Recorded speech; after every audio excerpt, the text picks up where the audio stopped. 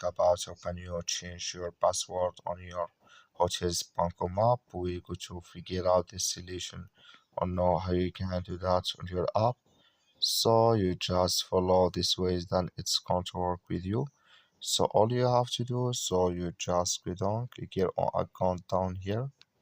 When just click here on account, it's going to show for you list like this here. It's going to show for you like this.